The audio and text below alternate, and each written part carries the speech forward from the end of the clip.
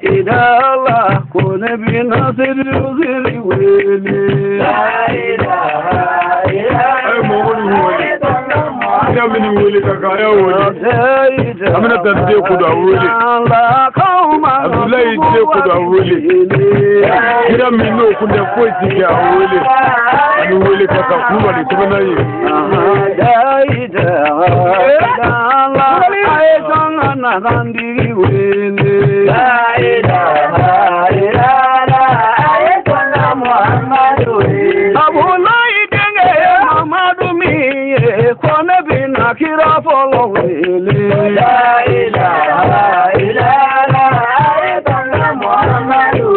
amina denge Muhammadu kosewa kone bina zugu wadi wele la ilaha illallah ay janga Muhammadu madango denge Muhammadu mi kone bina zugu wadi wele la ilaha illallah ay janga Muhammadu boya chamadira Muhammadu mi kone bina noroti wele la ilaha illallah ay janga Muhammadu je umaranga Muhammadu mi kone bina Allah gira wele la ilaha illallah ay janga Muhammadu maranga firu bana Allah gira mina kai janga noroti wele la ilaha illallah ay janga Muhammadu bamadani denge haidara kosewa kone bina noroti wele la ilaha illallah ay janga Muhammadu murane haya dona haidara mi fe kone bina furesi wele la ilaha illallah ay janga Muhammadu adiga doni dira shirifi gamima kone bina ashmai wele la ilaha illallah ay janga Muhammadu kaliba ali dara haidara mina kone bina sanare wele la ilaha illallah ay janga Muhammadu kalibu chamadira ali umima kone bina sanare barigaza la ilaha illallah ay janga Muhammadu babali chamadira ali umima kone bina filagai wele la ilaha illallah ay janga Muhammadu jaya chamadira saya wele ay jonga khalifa wele la ilaha illallah ay janga Muhammadu kahadi doni binga ali umina kone bina horonge wele la ilaha illallah ay janga Muhammadu na figi mingo ali todifo kone bina sangare wele la ilaha illallah ay janga Muhammadu kalibali mingo ali todifo kone bina bele bele wele la ilaha illallah ay janga Muhammadu na figi mingo kalibali todifo kone bina laidu tigi wele la ilaha illallah ay janga Muhammadu la ilaha illallah ay janga khalifa wele la ilaha illallah ay janga Muhammadu la ilaha illallah ay janga Muhammadu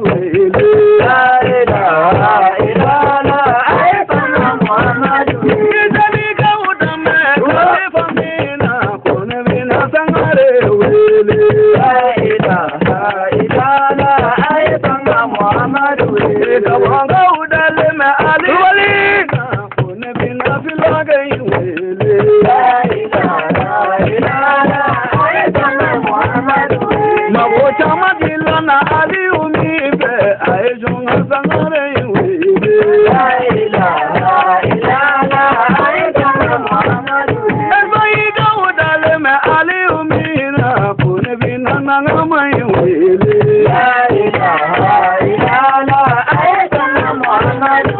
Qur'ani yo jatigi ali kosewa ay jonga khalifa wele la ilaha illallah ay janga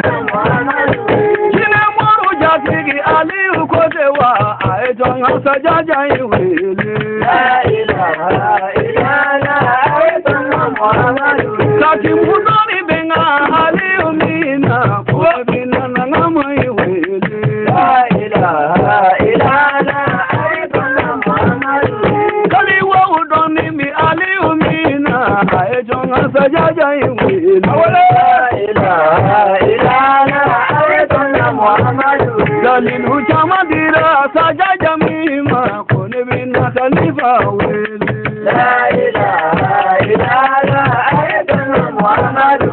mago chama dilla mamori ge kosewa ayatuna ngama wele la ilaha illallah ayatuna muhammadu la ilaha illallah ayatuna khalifa wele la ilaha illallah ayatuna muhammadu Allah la ilaha illallah ayatuna la ilaha illallah ayatuna muhammadu daramani dinga wali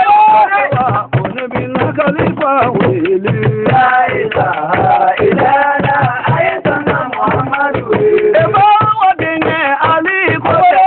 ayatuna bele bele wele la ilaha illallah ayatuna muhammadu kanu ni chama bembe fage mina ayatuna sangare wele la ilaha illallah ayatuna muhammadu